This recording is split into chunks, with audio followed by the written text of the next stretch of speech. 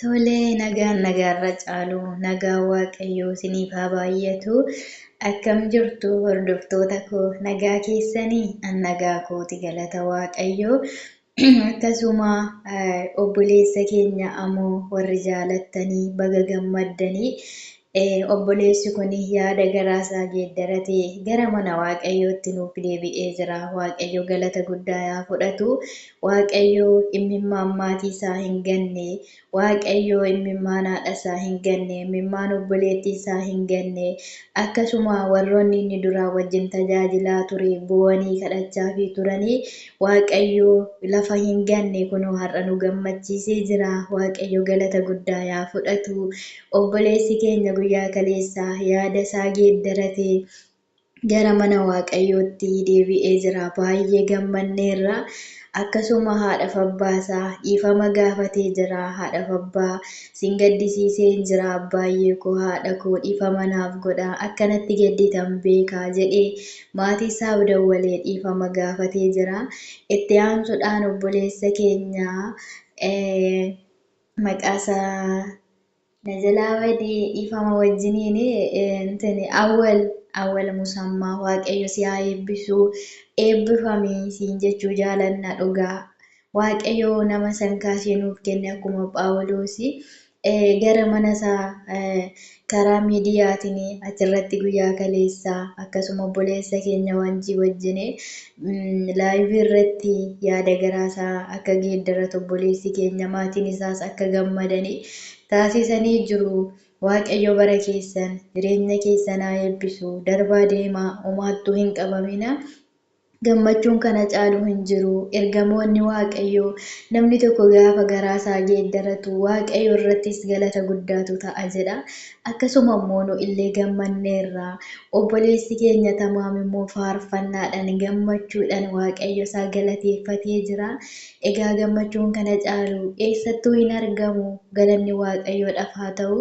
Baay'ee gammadee jira dhugaa. Gammachuu akkana akkan guyyaa kalee gammadeetti illee gammadee hin beeku. Obboleessa kanaa yeroo inni karaa himoo tajaajilu guyyaa takkas taatu wajjiniin maaddii waaqayyoo irraa qooddadheen jira. Baay'ee garaana nyaatee ture gaafa inni gara dukkanaatti deemu har'a immoo gara ifaatti waan deebi'eef baay'ee gammannee baay'ee waaqayyoon galateeffachaa jirra. Galanni waaqayyoodhaaf haa ta'u.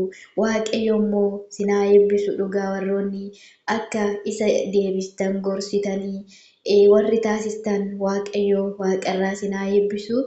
Eebbifamaa darbaa deemaa homaattuu hin qabamina. Gammachuun kun immoo akkanumatti isiniif haa fufuun isiniin jechuu jaaladha. Akkasuma macaafa Luuqaas 15 irratti namtichi tokko ijoollee 2 qaba ture. Tokko abbaayyee obboleessa kiyya kanaa fi anaa fi qabeenya qabdu gargar nuu hirii jedheeni. Abbaan isaa qabeenya baay'ee qaba. Tole yaa ilma koo jedhee qabeenya isaa hireefi. Xiqqoo gaafa turan ilmi isaa quxisuun waan qabu hundumaa calleeffatee fudhatee gara biyya wayiitti sokkee jedha. Kanaaf gaafa biyya san deemu qabeenya abbaa isaarraa hiratee deeme sanii mucuun godhee fixee hin beela'ee biyya sanitti beelli bu'ee biyya inni dhaqe sanitti. Kanaaf dhaqeen mana nama tokkootitti gabaree gale. Mana wayiititti of gate jedha. Kanaaf gabaree gale.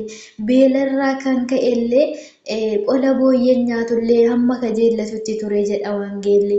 Kanaaf gaaf tokko itti yaadetu taa'etu amma gara abbaa kootitti deebi'ee ilma kee ta'uusii fi naaf hin ta'u akka hojjettoota kee keessaa isa tokko na godhadhu nan jedhaan abbaa kootiin jedhee yaada garaasaa geeddaratee gara abbaa isaatitti adeeme. Ilmi isaa hangafa immoo qonna deemee ture. Mucaan inni quxisuun immoo gaafa galu abbaan isaa fagootti isa ilaali. Eenyutu dhufaa jira jedhee nama gaafate. Ilma kee badetu deebi'ee galee jedhaniini.